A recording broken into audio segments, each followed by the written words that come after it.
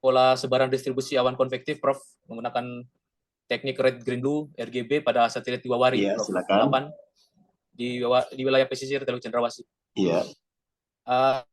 Untuk latar belakang ini karena daerah Teluk, Prof, Iya. ini dekat dengan garis ekuator, dominannya pola hujan lokal.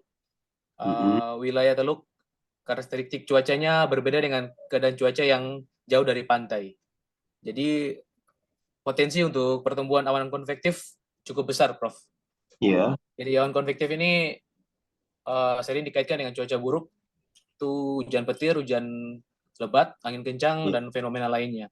Dan latar belakang yang berikutnya, karena saya sebagai penulis tertarik untuk mengkaji penelitian ini lebih lanjut, melanjutkan dari apa penelitian skripsi saya dulu, Prof. Iya. Ya, karena dulu waktu deskripsi juga membahas tentang angin laut dan angin darat skala lokal untuk di daerah Nabire, di daerah Teluk juga. Oke. Kalau untuk metode penelitian, saya ambil data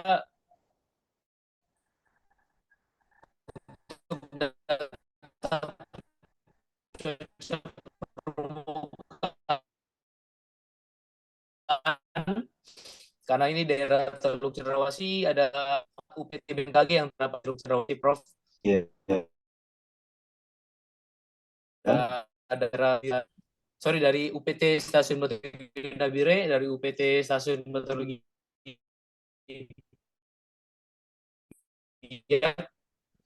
UPT Stasiun Meteorologi.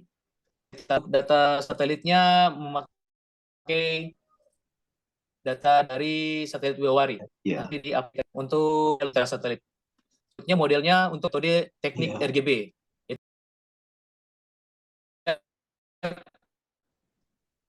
Wilayah Serui dan wilayah Dur penelitian ini saya sudah buat semacam diagram alir rencana itu dari mulai ada cuaca permukaan disandingkan dengan data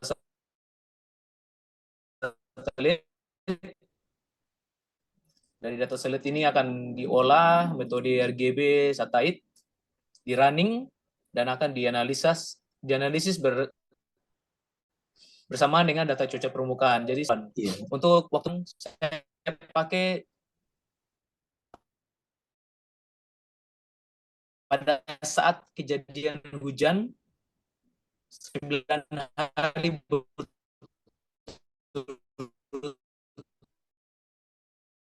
berturut itu di bulan Juni, dan nanti pada saat tidak terjadi hujan, Prof. 9 hari berturut-turut juga. Kenapa saya ambil di bulan Juni yang 9 hari pola hujan lokal itu lebih tinggi di bulan Juni, Prof, di pertengahan tahun. Kalau nanti akhir tahun atau awal tahun. Biasa, Prof, mengolah data satelitnya, Prof.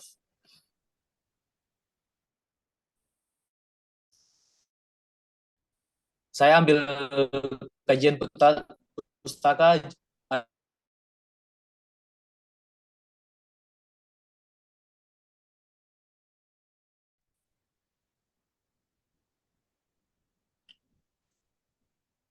yang izin, Prof, yang mana, Prof? Yang judul, Prof, ya. Oke. Jadi kan itu judul itu kelihatannya kan harus apa yang kita lakukan. Yang kita lakukan kan melakukan analisa ya. Siap, Prof. Ya, objeknya adalah ini awan konvektif ya, itu objeknya.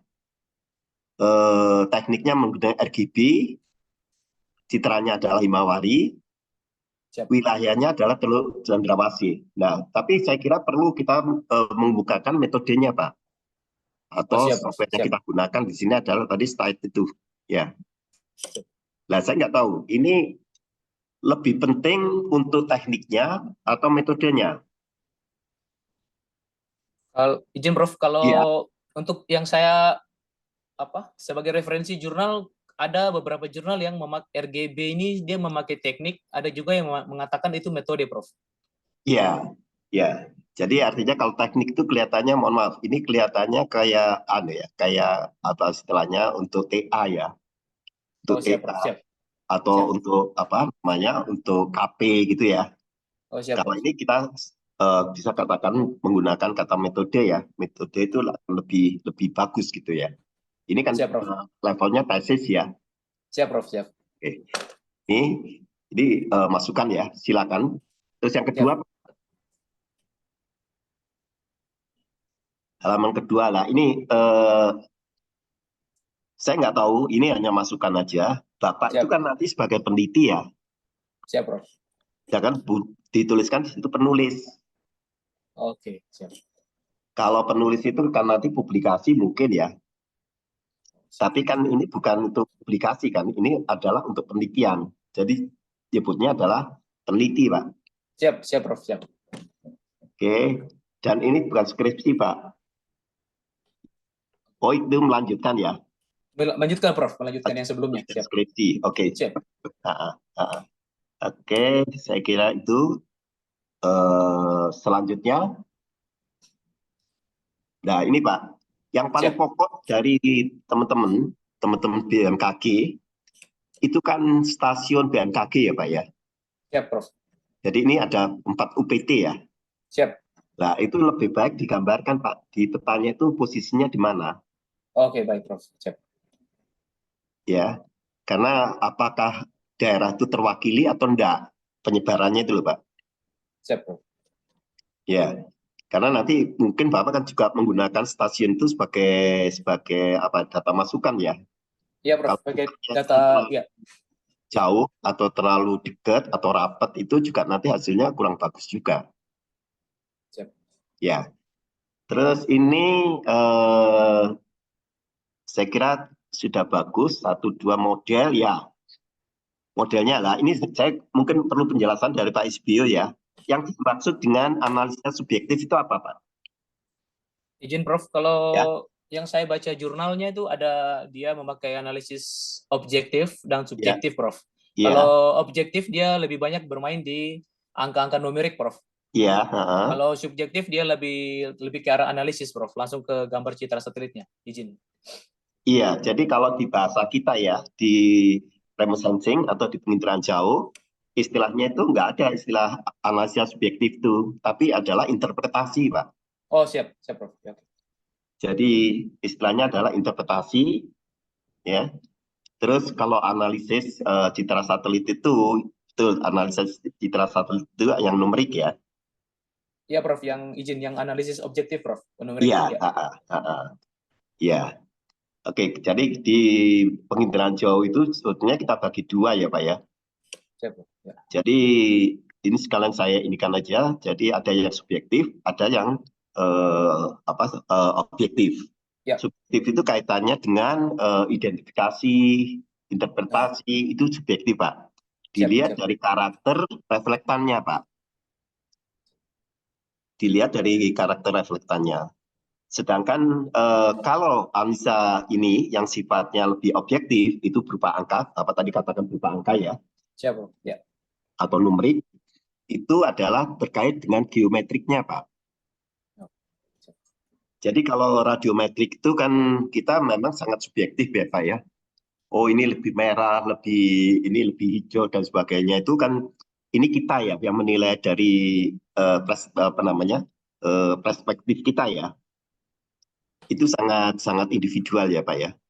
Tapi kalau yang namanya yang geometrik itu jelas itu kan kita bisa hitung ya Pak ya. Jadi kita kaitkan dengan misalnya dengan koordinat, kita kaitkan dengan luas, kita kaitkan dengan jarak dan sebagainya itu kan geometrik ya Pak ya.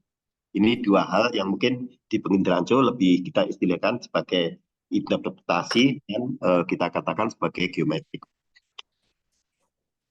Berikutnya metode teknik RGB saya kira nggak ada masalah ya Pak ya. Ya ini ya lokal penelitian sebaiknya kalau bikin ini yaitu tadi Pak tentunya kita masukkan di situ adalah stasiun BMKG-nya. Jadi saya bisa lebih fokus gitu loh Pak. Ya. Ini mungkin terlalu gede ya Pak ya. Yang di kota itu studi areanya yang di kota enggak seluruhnya. Izin Prof, yang di kotak itu Taman Nasional Celuk Cendrawasih, Prof. Oh iya. Kalau yang seluruh ya. Iya Prof, yang kalau Teluk Cendrawasihnya dari yang bagian titik merah itu sampai di bagian punggungnya, Prof. Iya, oke. Itu daerah pesisir, itu daerah Teluk Cendrawasih, Prof. Izin. Iya, oke. Berarti ini memang kotak ini adalah lokasi penelitian ya. Iya, Prof. Siap ya. Oke. Terus berikutnya apa? Prosedur, Prof. Prosedur. Nah, ini kita membuat satu ini, Pak ya. Kan ini kita analisa ya, Pak ya. Siap, Prof. Analisa itu ini kan mulai dari pengumpulan data dan sebagainya. Ini sifatnya masih umum ya, Pak ya. Sebaiknya kita tuliskan, Pak, pengumpulan data itu data apa saja, dari secara singkat apa saja yang kita indikan. Apakah itu pengukuran, apakah itu apa? Bukan pengukuran ya, tapi hanya mengambil dan sebagainya itu.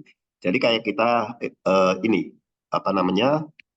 Jadi kita jelaskan gitu. Kalau saya katakan dengan pengumpulan data itu sifatnya kan umum ya, Pak ya. Ya, Pak. Terus data cuaca ini juga gitu. Ini data cuaca permukaan itu artinya yang dari stasiun. Siap, Prof. Dari stasiun, Prof. Oke, data satelit itu dituliskan aja, Pak, Himawari atau apa gitu. Oh, siap, Prof. Ya. Terus metode RGB saya kira nggak ada masalah. Terus running, oke, ini berarti proses ya. Proses, Prof. Ya. Oke. Terus setelah itu kita melakukan analisa. Nah, kata-kata analisa ini kan kemungkinan dia harus punya satu standar ya, Pak ya. Oh, iya, siap, Prof. Ya. Itu benar atau enggak? Ya, standarnya itu misalnya kita menggunakan apa namanya threshold ya, Oh, ambang batas, Prof. ambang batas ya. Kalau dia melampaui ambang batas berarti dia harus balik, Pak. Siap, Prof. Kalau dia tidak melewati ambang batas berarti dia terus ya.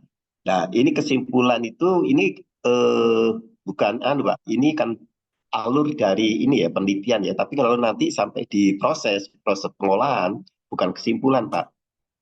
Tapi hasil apa hasilnya? Hasil, oke, Prof. Ya, itu. Terus berikutnya ini di slide nomor 5.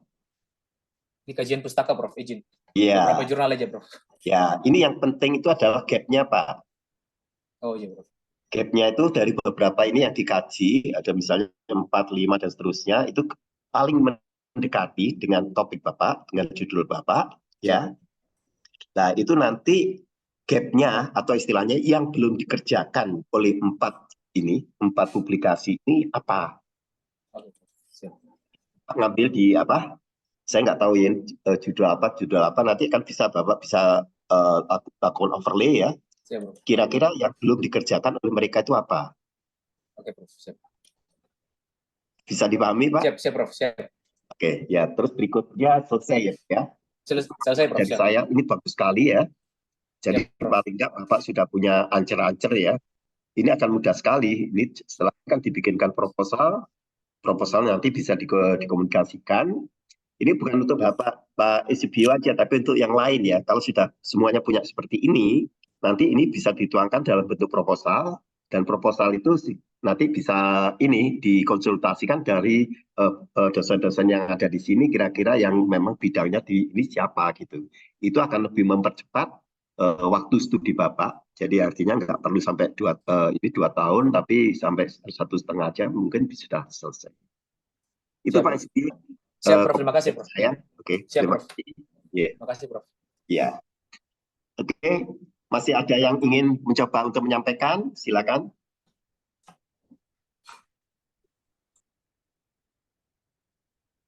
Yang sudah punya seperti Pak